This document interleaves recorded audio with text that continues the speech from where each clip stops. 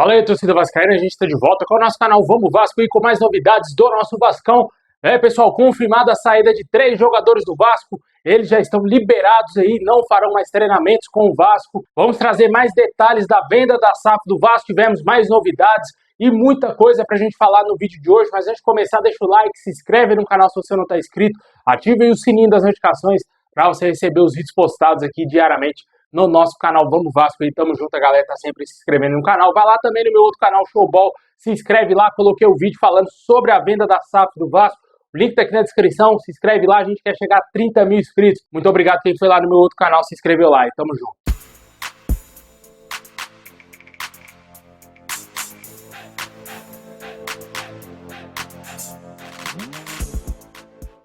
Bom, pessoal, mais cedo a gente falou aqui da confirmação da venda do Luca Orejano aí para o Cincinnati dos Estados Unidos. E o Vasco, que na época, quando trouxe ele lá no início de 2023, pagou cerca de 3 milhões de dólares aí ao Vélez na época, mas comprou apenas 60% dos direitos do atleta. Na cotação da época, o Vasco pagou cerca de 15 milhões e 800 mil reais.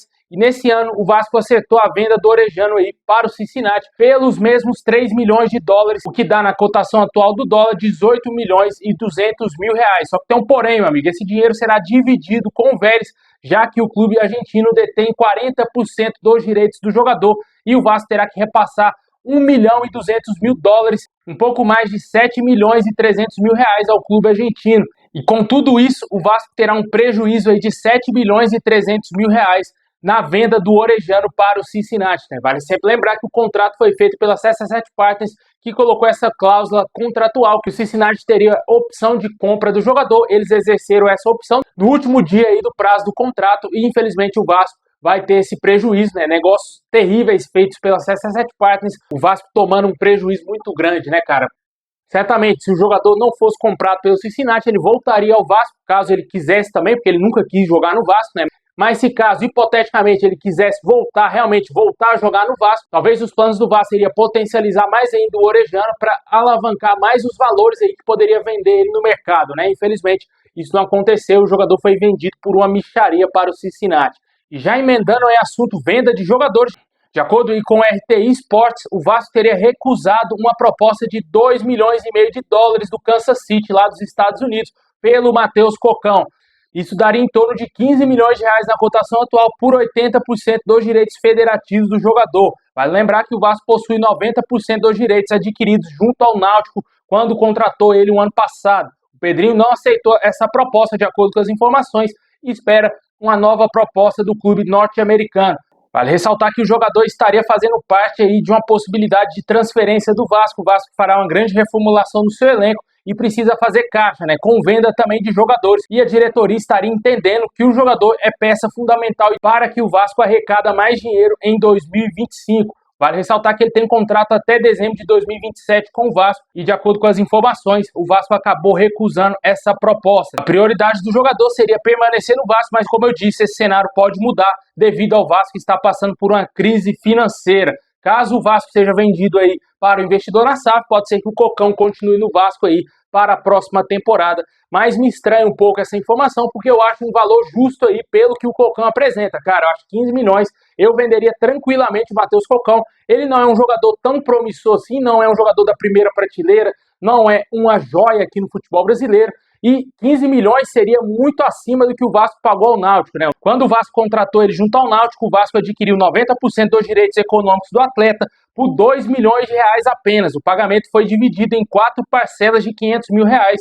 O acordo já foi quitado ainda quando a CSS Partners estava no Vasco. Na minha opinião, acho que seria um valor muito justo aí para vender o Matheus Cocão. É questão de lógica. Se você vender o Orejano por 3 milhões de dólares, é um jogador muito mais promissor do que o Matheus Cocão. Claro, são jogadores de posições diferentes, atacantes são mais valiosos, né? Mas também a posição de volante vem sendo muito valorizada no mercado. E esses valores que o Vasco recusou são valores muito semelhantes ao que aceitou aí para vender o Luca Orejano. Claro, estava no contrato, mas o Vasco vendeu por 3 milhões de dólares, não deixa de ser um fato. Na minha opinião, eu acho que se tivesse realmente chegado essa proposta, o Vasco teria vendido o Matheus Cocão por 15 milhões de reais.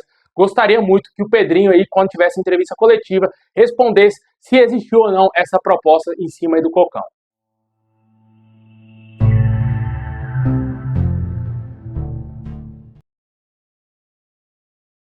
Bom, pessoal, seguindo aí com o nosso girão de notícias, de acordo com o canal Atenção Vascaínos, foi confirmado aí as saídas do atacante Rossi e também do Galdames e do Rojas. Todos eles foram liberados aí nos últimos treinamentos do Vasco nesse ano. Inclusive, hoje o Galdames fez até uma postagem treinando lá no CT do Vasco, o que causou estranheza no torcedor após sair essa notícia. Mas é sempre bom deixar claro que eles realizaram atividades ainda nessa terça-feira no CT, mas foram liberados após o treino e o vínculo dos atletas não será renovado e nenhum dos três permanecerá no Vasco. O Galdames ficará livre no mercado, o Rojas voltará ao River Plate, clube que detém os seus direitos, e o Rossi também ficará livre no mercado. Mais jogadores deverão integrar essa barca do Vasco em breve. Devemos ter mais novidades quanto à saída de mais jogadores do Vasco. Um desses nomes certamente será o goleiro Kehler, que também não ficará no Vasco, deverá ser devolvido ao Internacional. Deixe nos comentários o que você acha da saída desses três jogadores confirmadíssimos aí pelo Vasco. Eu acho que o Vasco vai liberar uma boa parte na folha salarial com a saída do Galdames, do Rossi e também do Rojas. O Galdames recebia na casa de R$500 mil, o Rojas também recebia mais ou menos por aí, o Rossi ganhava R$350 mil, todos eles saindo do Vasco. O Vasco terá pelo menos aí R$1.300.000, R$1.400.000 livres na folha salarial para a próxima temporada. Bom, e para fechar o nosso vídeo, vamos falar aqui da situação da venda da SAF do Vasco. De acordo com o jornalista Lucas Pedrosa, inicialmente a venda da SAF do Vasco deve acontecer no formato de divisão de 70% e 30%.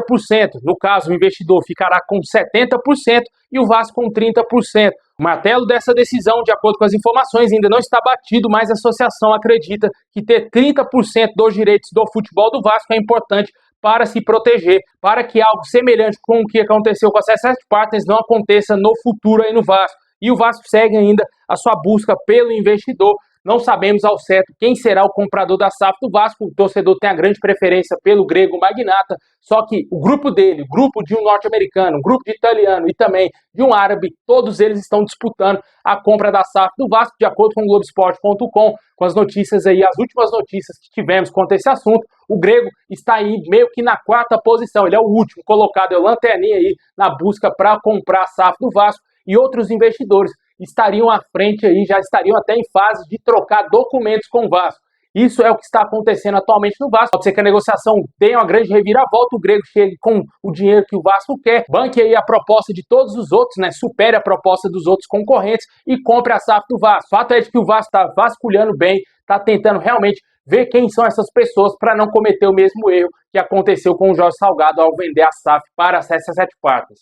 Deixa nos comentários se te agrada esse modelo aí de venda do Vasco, 70 a 30, né? 70% para o investidor, 30% para o associativo do Vasco.